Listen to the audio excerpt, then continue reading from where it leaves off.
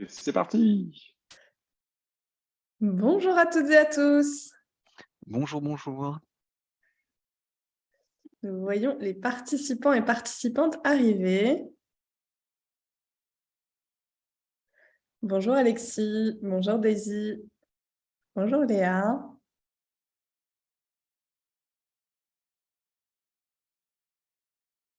On a Lucas aussi qui nous rejoint, Étienne.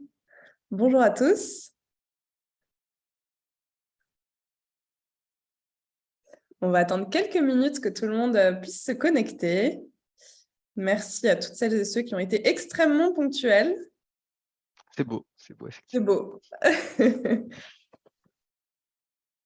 Et on va bientôt commencer notre webinaire sur le thème du coaching digital en entreprise.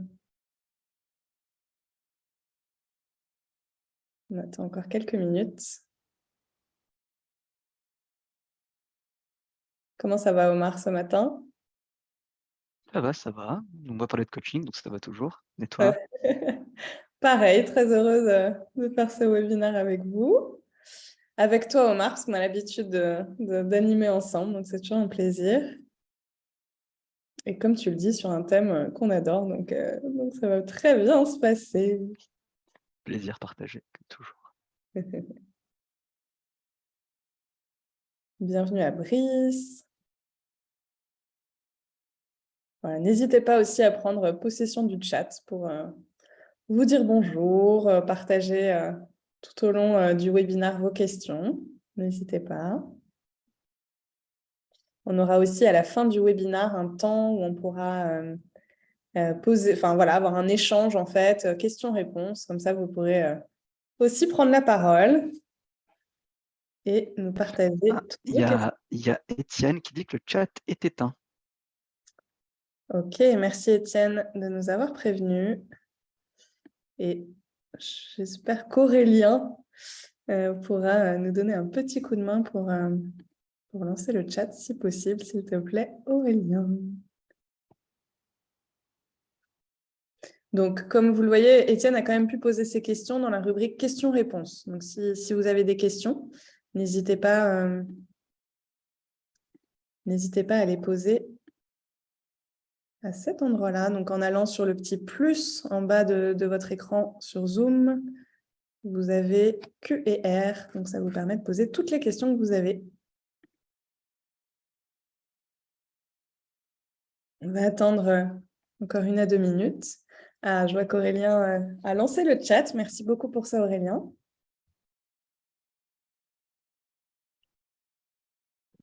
On va attendre 1 à 2 minutes et puis commencer le webinaire.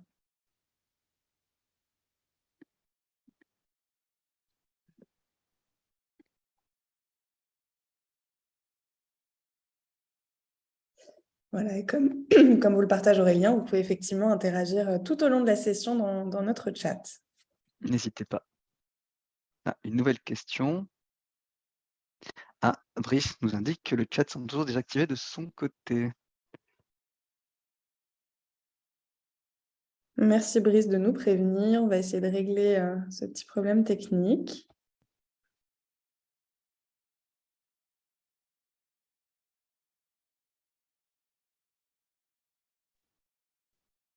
Et je vous propose qu'on commence peut-être. Il est 11h04. On invitera ceux qui nous rejoignent un petit peu plus tard. On essaiera de les inclure au mieux dès qu'ils arriveront. Donc, le thème aujourd'hui, c'est le coaching digital en entreprise. Donc, on va vous parler de ça aujourd'hui avec Omar. On va prendre 1 ou 2 petites minutes pour nous présenter. Omar, tu veux te lancer?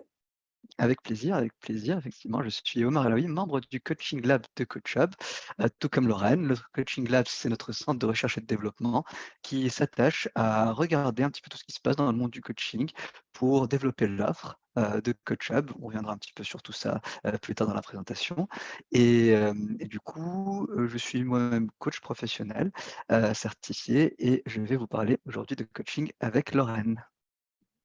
Merci Omar. Et voilà, donc Lorraine Maillard de mon côté. Je suis aussi coach professionnel. J'adore le coaching et donc c'est pour ça que j'ai choisi de rejoindre CoachHub après avoir travaillé plusieurs années dans le domaine de l'innovation RH au sein du Lab RH. Et aujourd'hui, du coup, avec Omar, on passe beaucoup de temps auprès des professionnels RH à essayer de comprendre les enjeux et surtout réussir à expliquer, proposer justement des programmes de coaching les plus pertinents possibles par rapport aux enjeux précis de nos clients.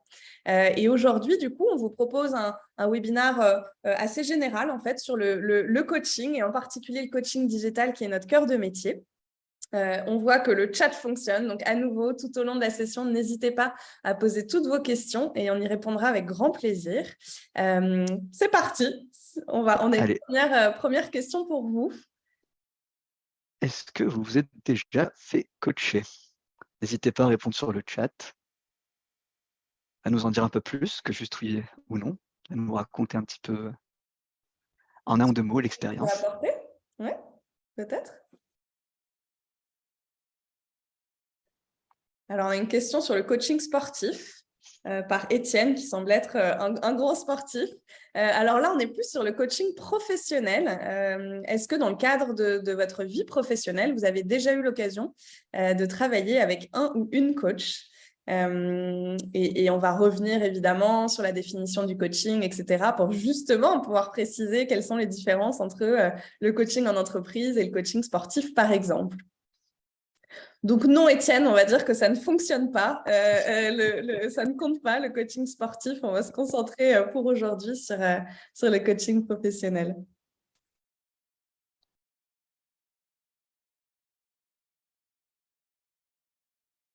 Pas d'autres réactions?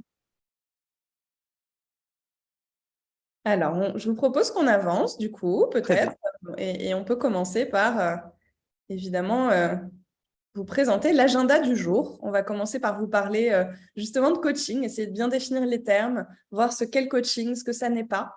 Vous expliquer aussi quelles sont les tendances qu'on observe dans le monde du coaching. Et puis ensuite, on passera un petit peu de temps aussi pour vous partager en fait les enjeux RH qu'on observe en entreprise et surtout comment le coaching peut venir adresser ces enjeux RH. Voilà le programme du jour. Tout Omar, à je te fait. laisse commencer. Merci beaucoup, Lorraine. Effectivement, avant de parler de coaching, on va parler de potentiel. Parce que, au final, le coaching, il sert à ça, il sert à libérer le potentiel. Mais qu'est-ce que c'est, ce potentiel? Le potentiel, si on regarde la définition, c'est ce qui existe en puissance. C'est-à-dire ce qu'on peut projeter, mais qu'on n'a pas encore aujourd'hui. Ce qu'on peut imaginer, ce qu'on peut pré-identifier, pressentir, mais qu'on n'a pas encore pu observer concrètement actuellement. Et l'objectif, du coup, de toute action d'accompagnement d'une personne, c'est de l'aider à libérer ce potentiel, l'aider à, du coup, se façonner pour devenir la meilleure version d'elle-même et donc se réaliser. Se réaliser dans le sens où l'on va atteindre un certain nombre d'objectifs qui vont permettre à la personne de cheminer vers l'état final dans lequel elle veut être et donc avoir son potentiel pleinement libéré. Pour faire ça, il y a plusieurs façons de le réaliser. Bien entendu, il y a de la formation pour apprendre de nouvelles choses, des workshops pour échanger, partager des idées, réfléchir ensemble, trouver son idée, trouver sa voie. Il peut y avoir aussi de la thérapie pour guérir parfois des choses qui nous bloquent et qui ne nous permettent pas de nous dépasser aujourd'hui. Et il peut y avoir, bien entendu, du coaching, puisque c'est ça qu'on veut vous parler. Donc, on va voir comment le coaching va permettre de libérer le potentiel.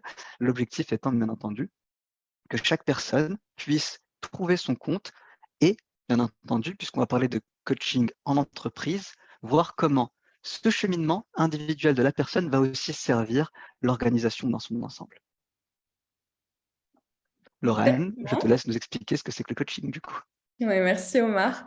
Donc le coaching, effectivement, pour bien le définir, il y a différentes définitions dans la recherche qui ont été exposées. Nous, celle qu'on retient chez CoachHub, c'est vraiment de dire que le coaching consiste à établir un partenariat avec des clients pour les aider à réfléchir sur eux-mêmes, sur leur situation, sur leur contexte, et vraiment réussir à identifier de nouvelles perspectives, de nouvelles actions aussi, comme le disait Omar, pour réussir à libérer leur potentiel, travailler aussi sur l'amélioration de la performance et de leur bien-être. Donc, c'est vraiment ça ce que le coaching va permettre. Et en fait, ça se distingue vraiment d'autres approches comme le mentoring, par exemple. On entend beaucoup parler de mentoring en entreprise. Il y a des très belles initiatives qui se lancent là-dessus. Dans le cadre du mentoring, le mentor va plutôt avoir une posture dans laquelle il va partager son expérience, partager son expertise pour venir inspirer le mentee avec lequel il travaille. Dans une posture plutôt de consultant, le consultant va plutôt proposer des conseils concrets, travailler sur une stratégie, apporter vraiment des solutions bien construites pour réussir à répondre à une problématique précise. En formation, on est plus sur de la formation, sur de la transmission et de la transmission qui souvent dans la formation traditionnelle est assez descendante. Donc, on va venir apporter notamment des apports plus théoriques. Même si, et on le voit sur le marché de la formation de plus en plus, on essaye de faire en sorte que les apprenants puissent vivre des expériences, puissent vraiment réussir à mettre en œuvre assez vite ce qu'ils apprennent dans la théorie. Et enfin, la thérapie.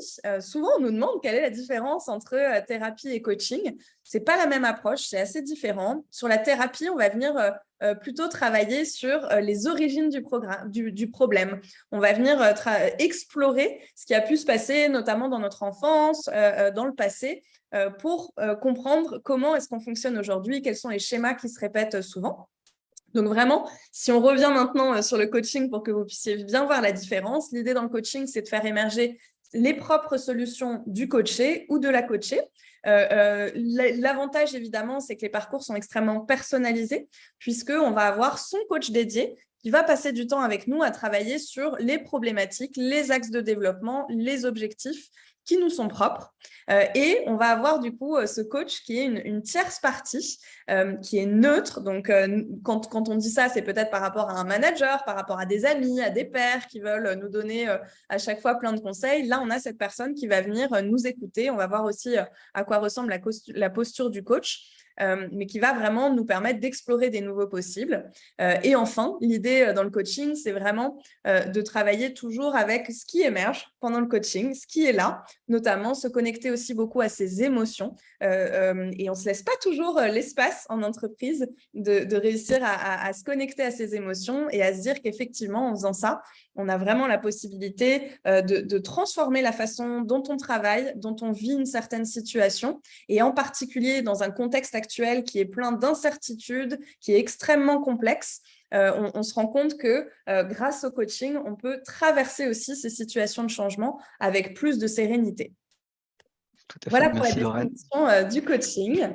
C'était très, très clair. Ce que j'aime bien dire aussi en complément pour la thérapie versus coaching, pour vous donner une petite idée, la thérapie pour moi, c'est répondre à la question pourquoi et se focaliser sur le passé, alors que le coaching, c'est de répondre à la question comment et se focaliser sur le présent. Voilà, un petit plus pour vous. Alors, quelques mots aussi sur l'évolution du coaching, parce que dans les années 80 jusque dans les années 2000 à peu près, le coaching n'était pas du tout développé finalement en entreprise, et même, si on est honnête, assez mal perçu. C'est-à-dire que quand on se faisait coacher, la question qui venait tout de suite, c'est « Oh là là, est-ce que je vais me faire virer ?» en fait. Donc, c'était vraiment vu comme le dernier recours, une fois qu'on avait déjà mis la personne au placard et avant de la virer, de se dire, bon, on va essayer de la coacher, c'est la dernière solution qu'on peut avoir. Donc, une vision finalement assez négative du coaching et qui a évolué petit à petit au fil des années. Dans les années 2000-2010, c'était plutôt se dire, bah, tiens, mon patron veut que je change, donc je vais aller faire un petit peu de coaching. Et on se rend compte, et heureusement qu'avec les années, cette vision a commencé à devenir un petit peu plus positive. Déjà avec l'émergence et on le voit encore partout, hein, ça a commencé dans les années 2010, mais encore aujourd'hui, donc plus de 10 ans plus tard, on a encore ça, l'idée de managers qui peuvent adopter dans une certaine mesure la posture de coach pour accompagner les collaborateurs et collaboratrices. Là-dessus, nous, on fait toujours très attention parce que ce thème de manager coach, on entend beaucoup parler. Donc, nous, ce qu'on explique, c'est que l'idée, c'est vraiment d'aider les managers à adopter certaines compétences clés en coaching qui vont permettre d'accompagner au mieux les collaborateurs et les collaboratrices, notamment l'écoute, être à l'écoute de ses collaborateurs, réussir à questionner ses collaborateurs plutôt que d'être dans le command and control, dont on a aussi beaucoup entendu parler, en particulier ces dernières années avec la pandémie où il y a eu beaucoup d'articles sur le fait que certains managers étaient tentés d'être plus contrôlants, on va dire, et d'être vraiment dans le micromanagement. Et du coup, vraiment, cette idée de se dire, au contraire, les managers sont là pour nous accompagner. Quelque part, ils sont développeurs de compétences. Ils vont nous aider à grandir au sein de l'organisation. Et de plus en plus aujourd'hui, il y a cette envie justement de développer la culture coaching au niveau vraiment global, macro dans l'entreprise, pour se dire finalement, quand on développe une culture coaching, ce ne sont pas que les managers qui sont responsables de ça, on est tous co-responsables de ça et ça va nous permettre tous de grandir. Donc vous voyez, l'évolution du coaching, elle est extrêmement intéressante parce qu'on passe finalement d'un coaching avec une vision extrêmement curative à une vision beaucoup plus préventive où si on adopte certaines compétences du coaching, des façons différentes de se parler, etc., on va pouvoir grandir tous ensemble. Et Omar, je te laisse la parole pour nous dire concrètement pourquoi est-ce que c'est si important de développer une culture coaching dans un monde où c'est important aussi de réguler cette profession. On va d'ailleurs commencer par ça. Omar, je te passe la parole. Tout à fait. Merci beaucoup, Lorraine. Effectivement, cette évolution que Lorraine a très bien décrite, elle s'accompagne en fait d'une évolution aussi sur le métier de coach. Un métier qui au départ n'était pas régulé, qui aujourd'hui est régulé grâce à différentes autorités, différentes associations, différentes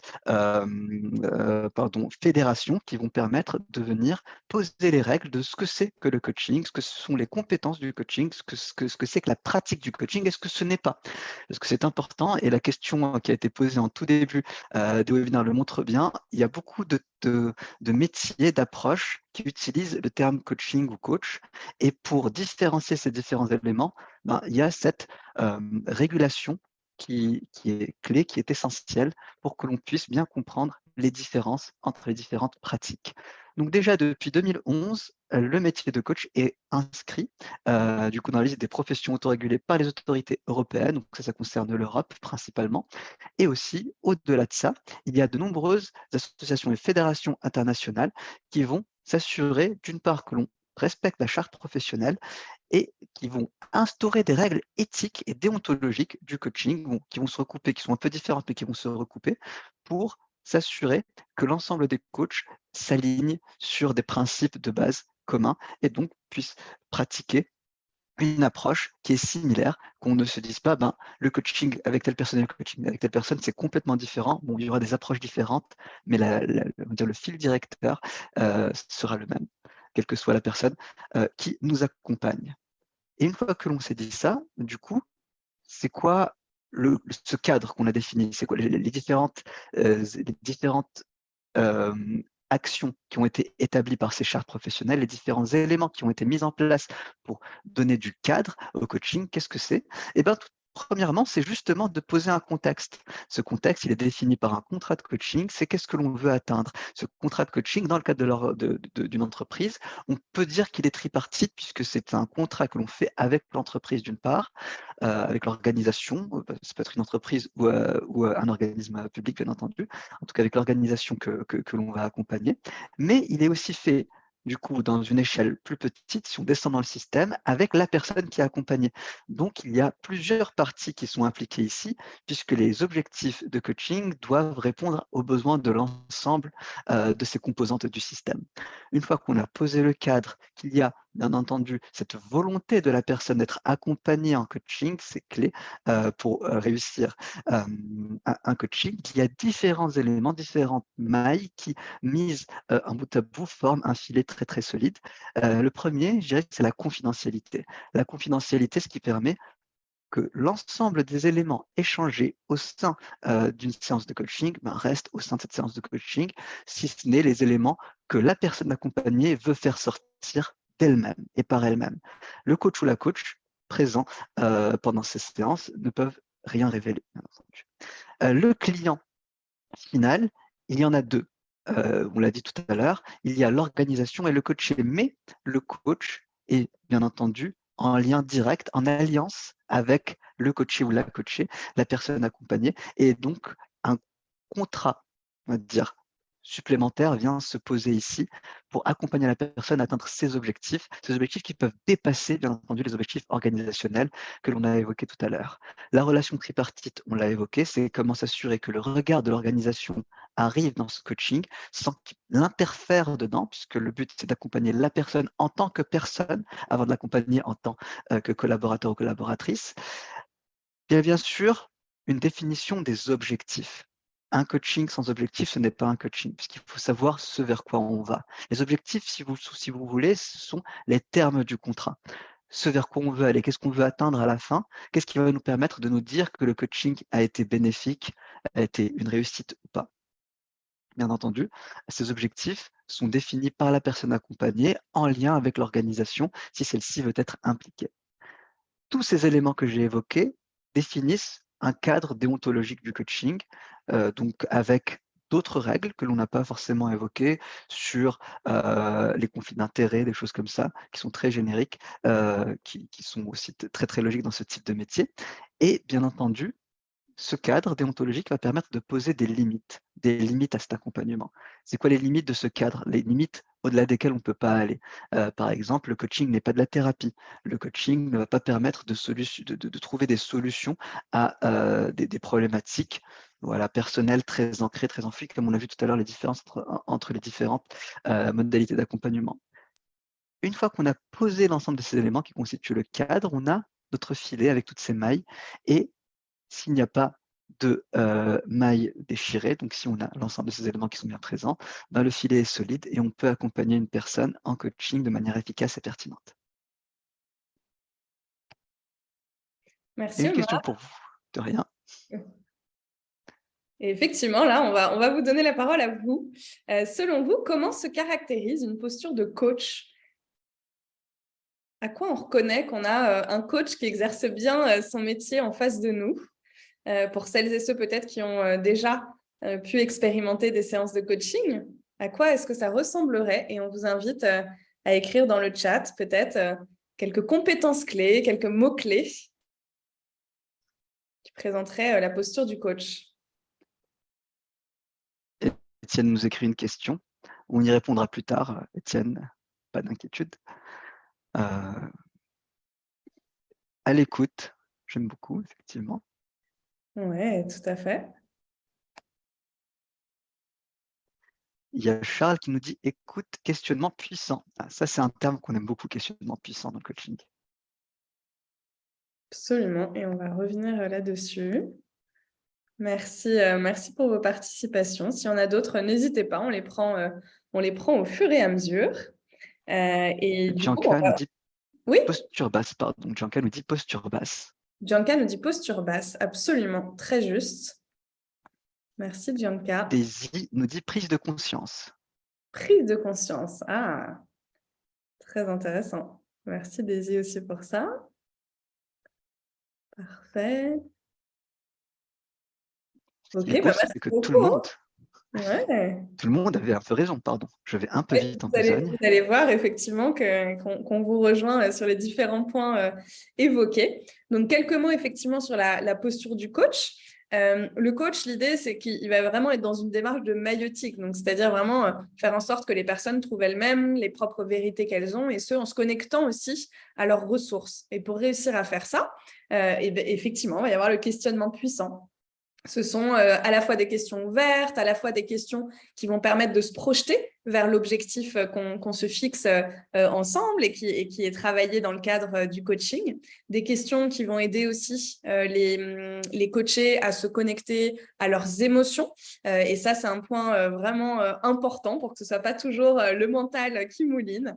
Un autre point qui est très important, c'est la présence. Donc, c'est vraiment se dire qu'un coach, une coach va être présente à 100% disponible pour la personne qu'elle va coacher. Et pour ça, nous, en tant que coach, quelques temps avant de commencer une séance de coaching, on a souvent des rituels de centration. Ça peut être un temps de méditation, ça peut être une marche. Il y a plein de techniques pour le faire. Mais ce qui est important pour nous, c'est vraiment d'essayer de poser tout ce qui était dans notre tête, toute notre charge mentale, etc., pour quand on arrive en séance, pouvoir être vraiment présent pleinement pour la personne qu'on accompagne. Un autre point important, c'est l'écoute, et c'est pas une faute d'orthographe, le petit S à la fin, puisqu'il y a différents types d'écoute. Effectivement, on parle beaucoup d'écoute active, donc c'est à nouveau finalement cette alliance entre présence et capacité d'être à l'écoute de ce que nous dit notre coaché. Écoute, c'est aussi quelque part pour nous en tant que coach de se connecter à nos émotions, et c'est pour ça aussi qu'il y a différents types d'écoute. Quelque part, on peut aller venir sentir dans notre cœur, dans nos tripes, ce qui se passe quand on a la personne qui nous parle de quelque chose, quand on sent finalement en elle monter certains types d'émotions. Et pour vraiment pouvoir réussir à les accueillir, en fait, c'est OK d'avoir toutes ces émotions-là. Comment est-ce qu'on les accueille? Comment est-ce qu'on peut, nous, derrière, en tant que coach, poser des questions qui vont permettre d'accompagner, confronter de manière toujours extrêmement bienveillante, trouver la juste limite pour ne pas aller trop loin non plus et respecter l'écologie personnelle des personnes qu'on accompagne. Donc, c'est vraiment tout ça. Et l'écoute, la reformulation vont vraiment nous permettre d'avancer sur ce chemin-là. Souvent, nous, en formation de coach, on nous dit aussi, on demande, mais quels sont les outils qu'on peut utiliser, etc. C'est aussi pour ça que nous, là, dans cette slide, on a commencé vraiment par la posture, parce que finalement, c'est la posture qui est la plus importante. C'est nous, en tant que coach, la présence qu'on a, l'accompagnement qu'on va apporter qui est le plus important. Maintenant, on croit beaucoup aussi au fait qu'il y a quand même quelques outils. Il y a déjà de la théorie qui nous aide à comprendre ce qui se passe pendant la séance, qui nous permet d'être à la fois 100% présent et d'adopter une position méta, comme on dit, pour réussir à communiquer sur ce qui est en train de se passer aussi dans la séance, ou au moins en tant que coach d'en avoir conscience. Et puis, il y a vraiment finalement des outils très concrets qui vont pouvoir nous aider. Si on accompagne un coaché à travailler, par exemple, sur la gestion du temps, peut-être que la matrice d'Eisenhower va nous aider à lui donner des éléments très concrets sur lesquels il va pouvoir travailler, des exercices aussi peut-être à faire entre les séances de coaching. Et s'il les fait, c'est bien. S'il ne les fait, c'est pas bien aussi. S'il ne les fait pas, c'est bien aussi. Et donc, du coup, vraiment se dire que c'est à son rythme, mais qu'on a des outils qui peuvent aussi accompagner les coachés.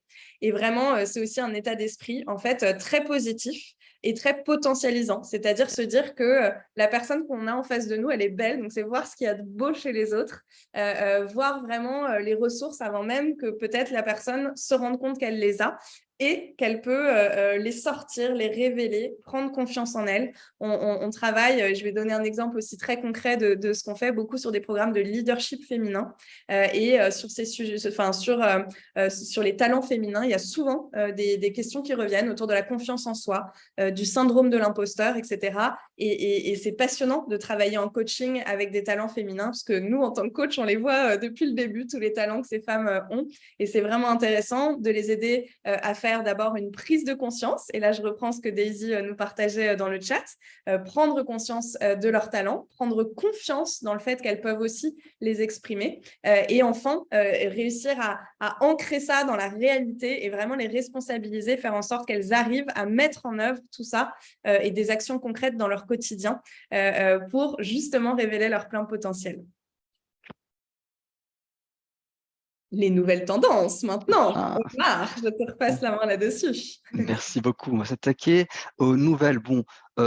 Nouvelles depuis quelques années, mais au regard de l'histoire du coaching, ça reste très récent malgré tout. Et on va commencer par effectivement la notion de digital. Le coaching digital, qu'est-ce que c'est? Alors, on a souvent tendance à simplifier ça par du coaching à distance, en fait.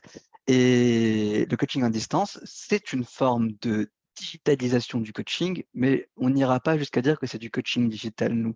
Parce que pour nous, il faut deux modalités. Effectivement, le distanciel qui va permettre, via la visioconférence, d'avoir plus de flexibilité, d'optimiser les séances, de pouvoir en faire plusieurs sans bouger de son bureau et ne pas perdre du coup du temps dans les transports, etc. Certes, mais il y a un deuxième ingrédient très très important qui va venir donner réellement la substance à ce qu'on va appeler le coaching digital, et c'est l'utilisation d'une plateforme numérique qui va venir catalyser tout ça, donner la pleine puissance, la pleine valeur au coaching digital. La plateforme, justement, numérique, ce qu'elle va permettre de faire, elle va permettre de gagner en flexibilité, d'une part, et d'optimiser le processus dans son ensemble, pas seulement la séance. Le processus étant le choix du coach, la sélection de mes axes de progression, le choix de mes objectifs, l'accès à des outils complémentaires, comme le disait Lorraine tout à l'heure avec la matrice Eisenhower, des choses comme ça, mais également pour une organisation, le processus de réalisation d'un programme de coaching pour plusieurs personnes. On est vraiment sur quelque chose de beaucoup plus grand, beaucoup plus vaste que la gestion unilatérale d'une relation de coaching. C'est fluide pour l'ensemble des acteurs, pour les coachs, pour les coachés, pour les personnes qui sont prescriptrices de coaching.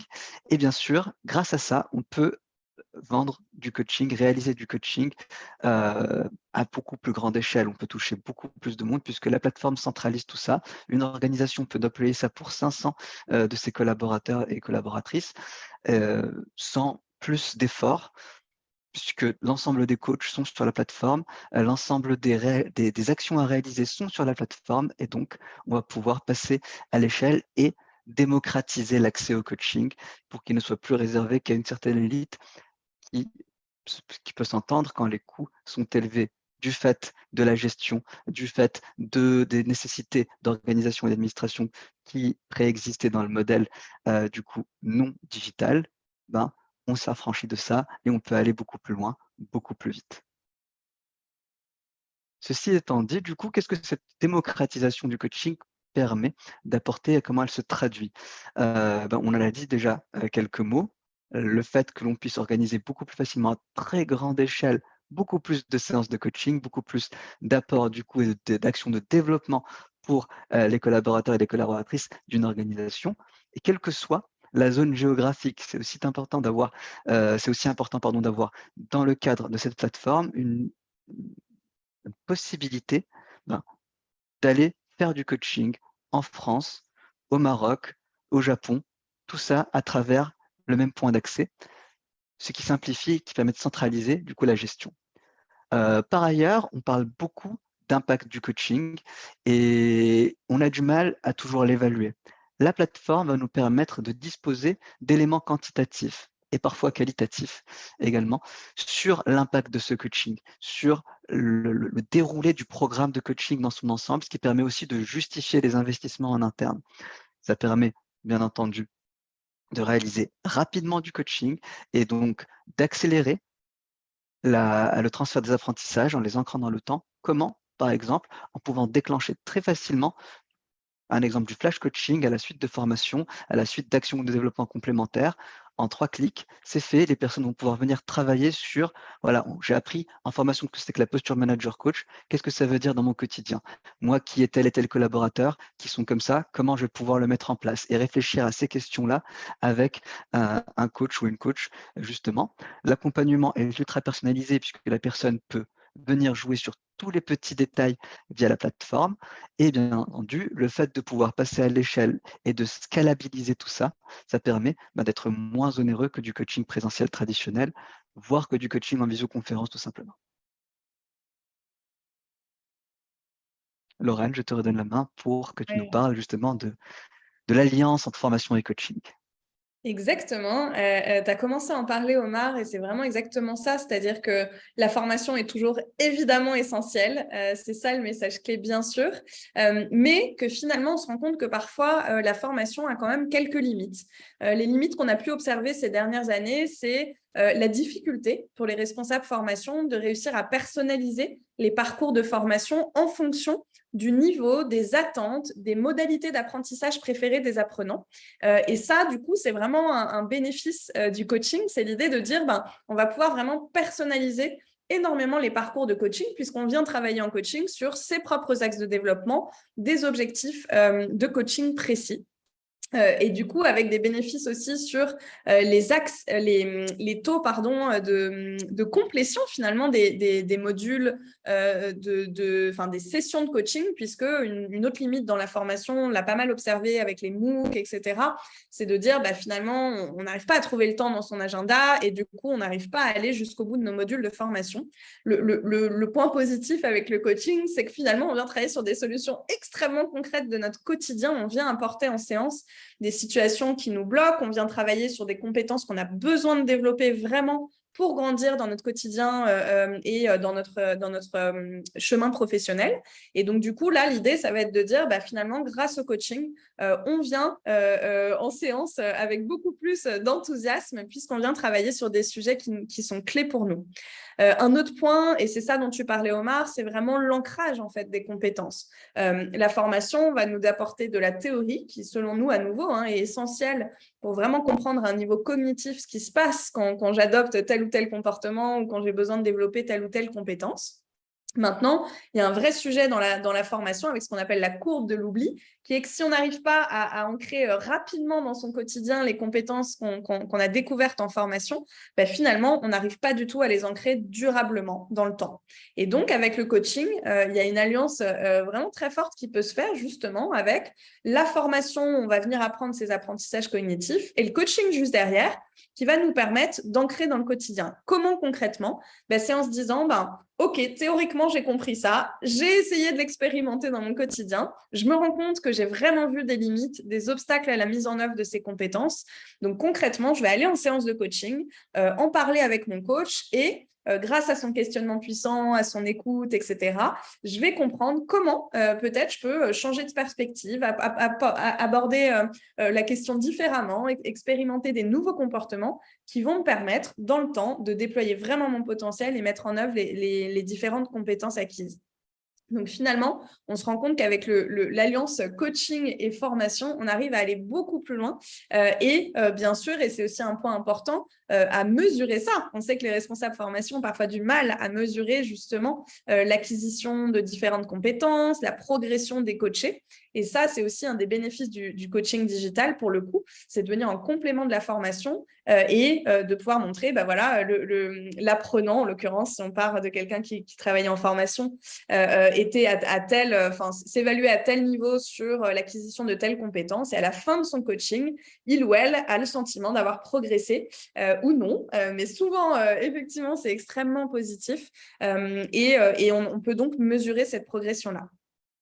Voilà, donc sur vraiment le lien entre formation et coaching. Et nous, on est de plus en plus sollicités sur cette question-là. En particulier, je le précise quand même, sur l'adoption de soft skills, puisque notre travail, ça ne va pas être de travailler sur vraiment des hard skills, des compétences techniques, métiers, etc. Omar, je te repasse la main justement pour essayer de comprendre dans quel cas est-ce qu'on peut intervenir, sur quel enjeu est-ce que le coaching peut être pertinent. Du coup, je vais te laisser la main, en fait, je vais te la Ah, redonner pardon, pour que tu puisses c'est présenter moi. ça. Je me lance, désolée. Effectivement, je garde la main donc, merci Omar, sur justement, finalement, quels sont les enjeux clés qu'on peut accompagner en entreprise. Alors, Excuse-moi, Lorraine, très Oui. rapidement, il y a une question de Daisy qui demande ce que c'est qu'un soft skill. Ok, les soft skills, donc c'est vraiment quand on va venir travailler sur le savoir-être plutôt que le savoir-faire. Et les soft skills, c'est vraiment la façon dont on va pouvoir se comporter dans l'organisation. Et ça, c'est un point qui est extrêmement intéressant. Notamment, je vais vous faire un parallèle récemment avec un client qui m'expliquait que même dans la façon, dans ce qu'on attend des managers chez eux, il y a vraiment cette volonté de se dire, on n'attend plus seulement qu'ils soient vraiment dans l'expertise métier, etc., mais vraiment beaucoup plus. On va de plus en plus faire attention à la façon dont les personnes se comportent, à la façon dont les équipes réussissent à atteindre leurs objectifs. Et donc, le savoir-être va être extrêmement important aussi. Je ne sais pas si tu veux compléter, Omar, sur ce point. Bon. C'était très très clair, ton explication est parfaite et limpide. C'est bon aussi pour Daisy. Daisy, s'il y a d'autres questions, n'hésitez pas à nous les poser dans le chat avec grand plaisir. Merci Omar d'avoir vu ça à temps. Donc là, effectivement, donc si on repart sur les grands enjeux qu'on peut accompagner, on vous en a mis ici, vraiment, c'est les 6 principaux sur lesquels on a l'habitude de travailler. D'abord, l'accompagnement au changement. Ces temps-ci, il y a eu énormément de sujets liés. Quand je dis ces temps-ci, c'est vraiment ces dernières années, il y a de plus en plus. On est dans un monde VUCA, on en a beaucoup entendu parler, donc avec beaucoup de complexité, très incertain.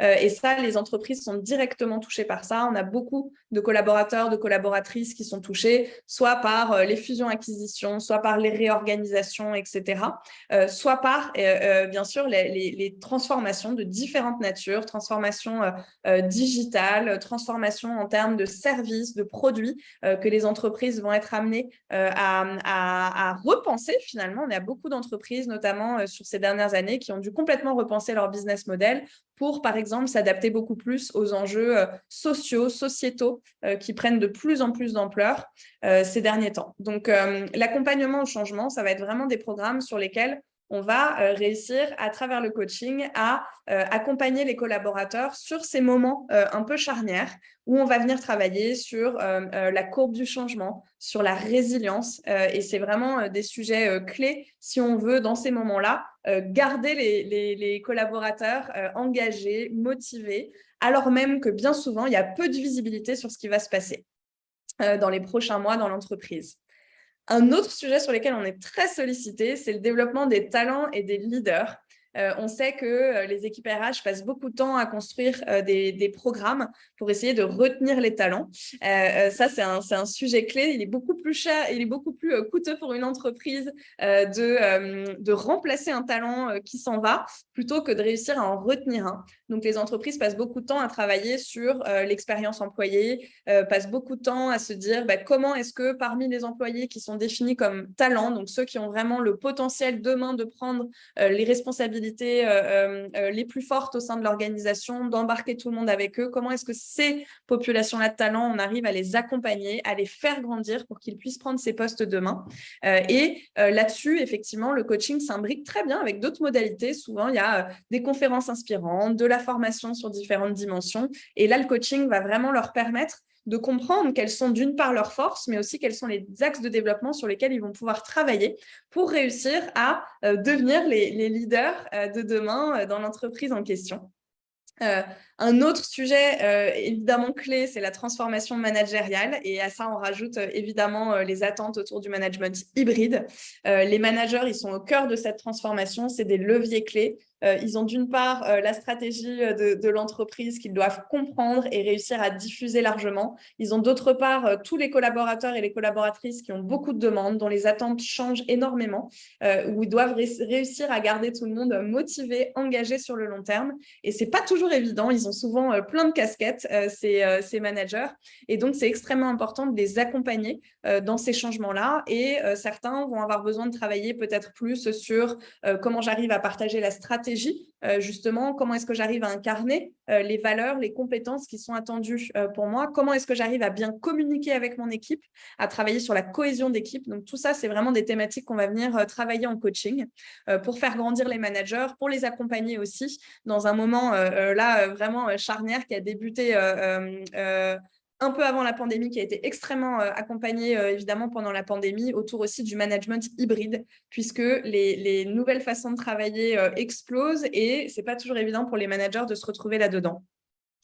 Bien sûr, un thème qui est cher au coaching, on travaille souvent là-dessus, c'est sur les carrières et les différentes mobilités qui peuvent être de différentes natures, qu'elles soient géographiques, horizontales, verticales. Et là-dessus, le coaching va vraiment nous aider à venir travailler sur notre capacité à nous projeter dans notre prochaine étape professionnelle, d'autant plus que les parcours sont de moins en moins linéaires. Donc, on a beaucoup moins l'idée de dire « je commence à tel poste et je sais exactement ce qui va se passer pour moi dans les 40 prochaines années ».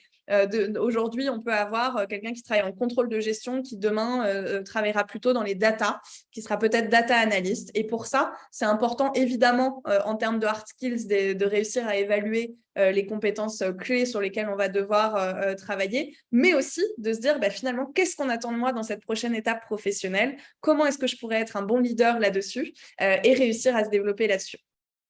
Diversité et inclusion, c'est un sujet extrêmement important qui prend de plus en plus d'ampleur dans les entreprises et heureusement. C'est un sujet sur lequel nous, on travaille beaucoup, notamment sur le sujet, je vous l'ai évoqué tout à l'heure, du leadership féminin. Et là, l'idée, ça va être vraiment d'adopter une approche systémique. On va à la fois se dire, on va travailler sur les personnes qui sont concernées directement pour les aider à se sentir mieux, plus épanouies, plus faciliter leur inclusion dans l'entreprise. Travailler aussi sur le management, parce que parfois, les managers n'ont pas forcément les bonnes clés, la bonne façon d'aborder des sujets comme le management inclusif notamment, et on peut les y accompagner. Et puis plus largement au niveau de l'organisation pour essayer de faire bouger les choses, les mentalités en profondeur. Et enfin, il y a un sujet qui est important, c'est le bien-être et la résilience, puisque notamment ces dernières années, en ont épuisé certains, en ont assommé d'autres qui s'ennuyaient énormément. Et donc, le coaching peut vraiment nous aider à travailler sur des sujets tels que la régulation émotionnelle, tels que l'équilibre de vie pro-perso notamment. Donc, voilà, je m'arrête là sur cette partie enjeu. Un petit mot aussi pour vous dire que, effectivement, soit on intervient en proposant que des programmes de coaching à 100%, soit on peut venir aussi s'imbriquer dans différentes modalités, comme je le disais, si on a par exemple des programmes qui sont lancés. Je vois que le temps file. Je te repasse la main, Omar, pour qu'on soit vraiment dans les temps et qu'on puisse avoir un petit temps de questions-réponses avec vous aussi. Très, très bien. Je fais vite sur cette partie qui vise à présenter un petit peu les avantages du développement d'une culture coaching. La culture coaching que Lorraine a évoquée notamment sur la partie précédente, c'est quoi? C'est d'être dans cet état d'esprit où on veut tous se développer de manière continue. C'est d'être dans cet état d'esprit où tout le monde se fait du feedback positif et bienveillant. Tout le monde se met en posture coach, on va dire, avec ce que vous avez dit tout à l'heure, la posture basse, les questionnements puissants, pour que chacune et chacun puisse apprendre de l'autre, apprendre sur soi et grandir. Et le but de développer une culture coaching, ça va être justement de pouvoir ancrer plus durablement, plus facilement, de nouvelles habitudes de travail, de nouveaux styles de communication, de nouveaux rituels au sein des équipes, ancrer plus efficacement et plus durablement les transformations qu'elles soient organisationnelles, culturelles, etc. Mettre en place cette culture coaching qui est une culture du changement perpétuel vers un meilleur état, ça permet justement de catalyser les transformations. On a parlé de la diversité juste avant, bien entendu. Pour tout ce qui va être transformation numérique, ça va catalyser, ça reste une transformation en tant que telle, qui est plus opérationnelle, mais elle implique des changements d'habitude, comme on l'a vu précédemment. Bien entendu, avoir une culture avec cette aspiration à ce que chacune et chacun puisse se développer, le bien-être en général est plus élevé et la rétention des collaborateurs suit. Et d'ailleurs, il y a une étude qui a été réalisée récemment qui indique que grâce au coaching en général, on peut observer jusqu'à 3 à 5% de rétention en plus dans les organisations, ce qui permet de justifier cette volonté de développer la culture coaching. Et puis, enfin, accroître les performances, puisque en mettant en place des transformations de manière efficace, en augmentant les performances individuelles, on arrive à faire bouger le système dans son ensemble vers un état plus performant. Et donc, plus de performance permet bien sûr de réduire les coûts. Je ne vous refais pas un cours sur comment fonctionne une organisation. Je pense que vous le savez très très bien. Et un dernier point, c'est que du coup, toutes ces tendances qu'on a pu observer, toute cette volonté d'aller de plus en plus vers du coaching, ce n'est pas seulement nous qui le disons. Il y a justement Gartner qui avait publié en 2020 une étude qui indique que du coup, du fait de cette tendance, on va observer d'ici à 2030, donc d'ici 8 ans, un recours au coaching multiplié par 100. On aura 100 fois plus de coaching en 2030 qu'en 2020.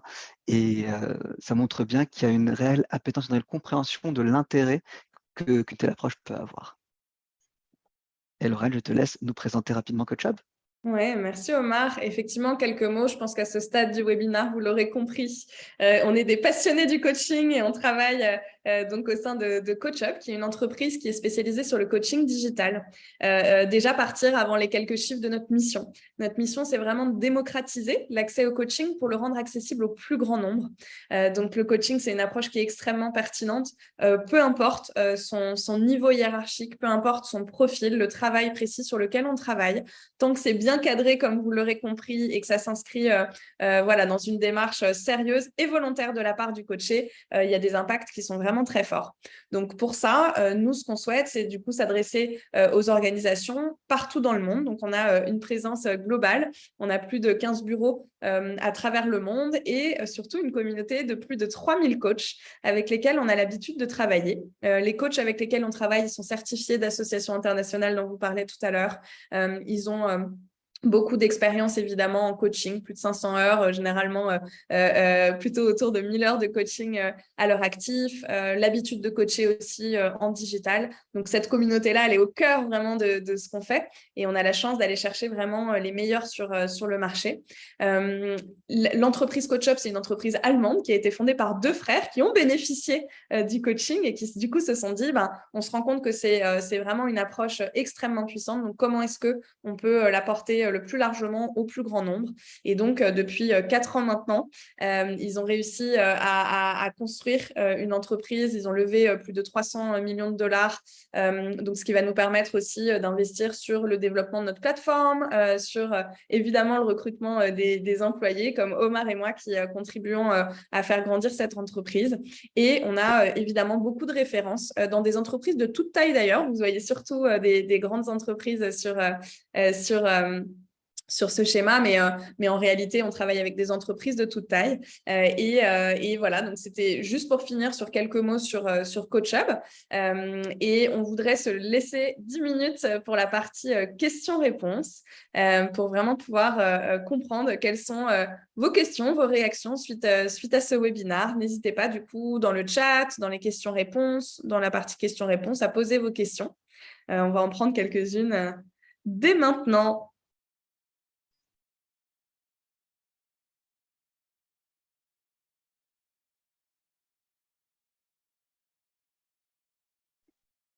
Un petit peu d'eau voilà, pour reprendre des forces pendant que... Tu as bien raison et ne soyez pas timide, n'hésitez pas, on est là pour répondre à n'importe quelle question.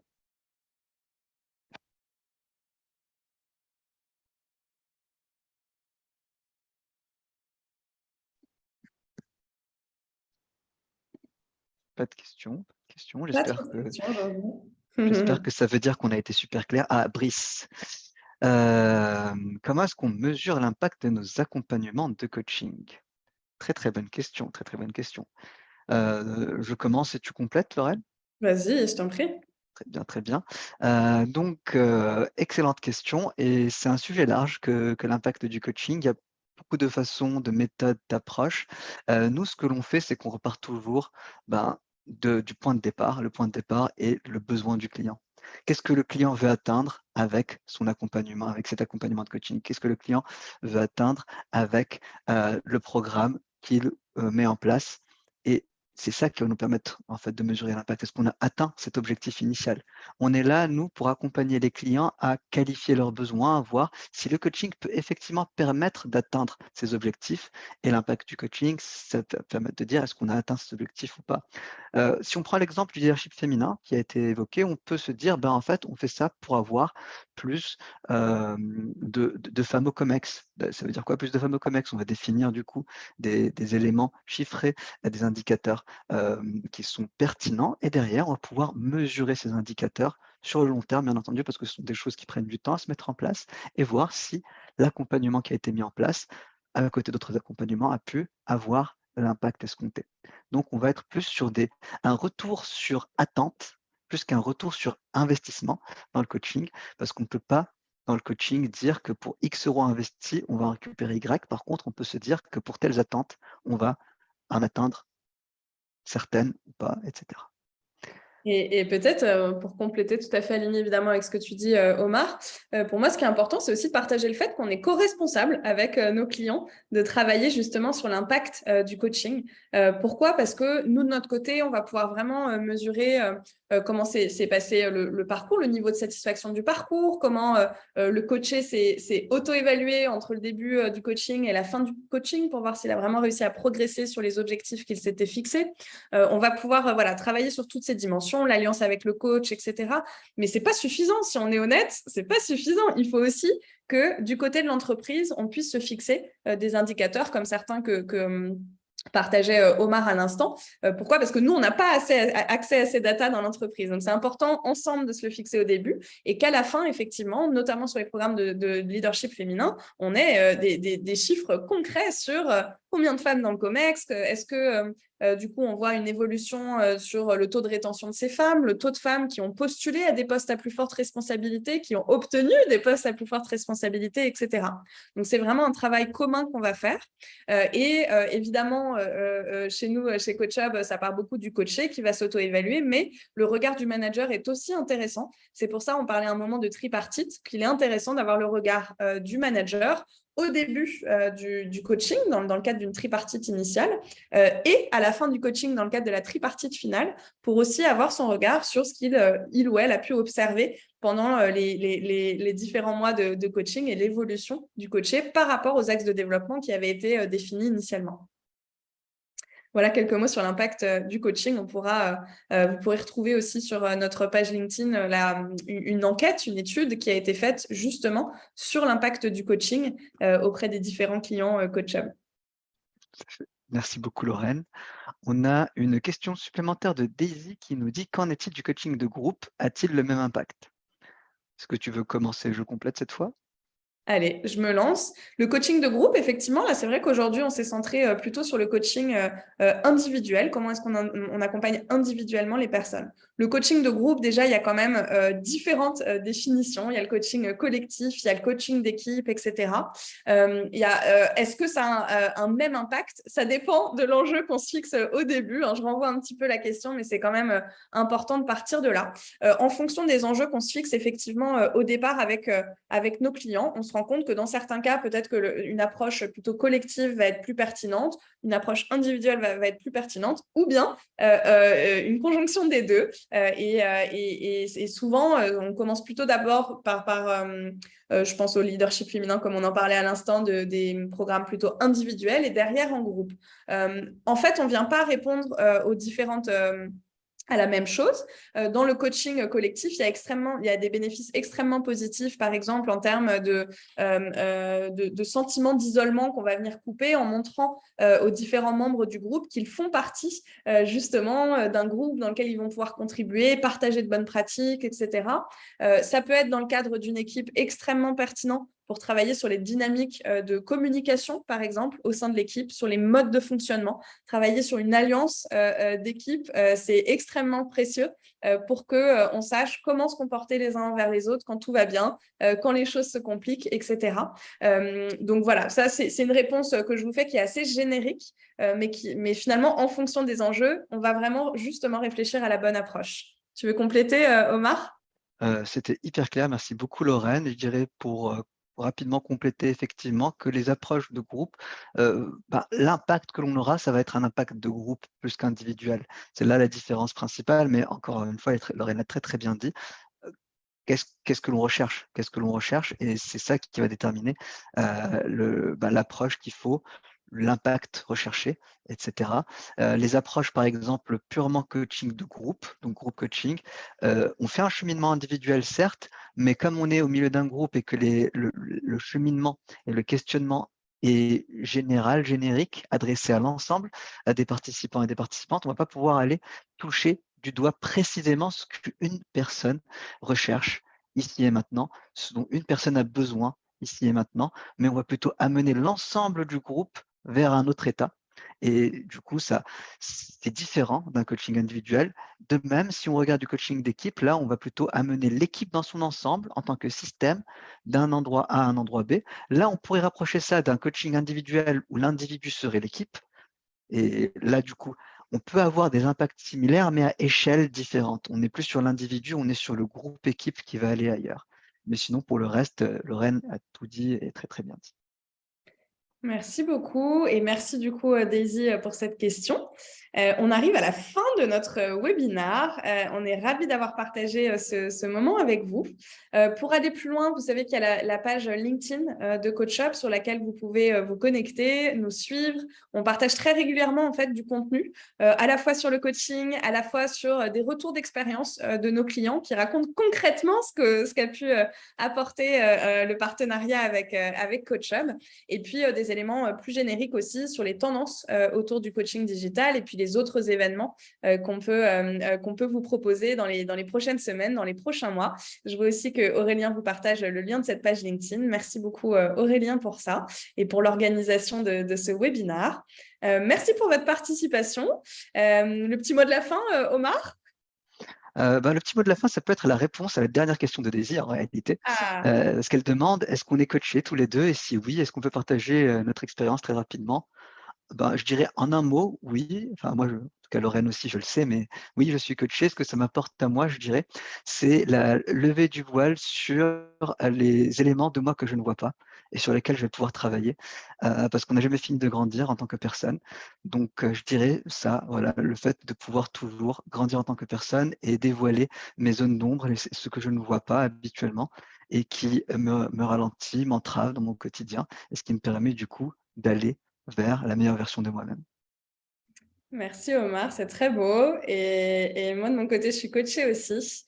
Je dirais que ça m'apporte deux choses. La première chose que ça m'apporte, c'est souvent, vraiment, je suis surprise à quel point j'arrive à changer de perspective. Entre le moment où je suis arrivée dans le coaching, j'apporte une situation qui est difficile pour moi, que je vois vraiment presque avec des œillères. Et vraiment, le coaching, à travers les questions de ma coach, puisque c'est une femme, me permettent vraiment de changer de perspective. La deuxième chose, c'est de travailler sur mon rapport à mon corps, à mes émotions et à valoriser en fait justement ce que me disent voilà, mes tripes, mon corps, beaucoup plus que mon mental qui adore fonctionner beaucoup toute la journée.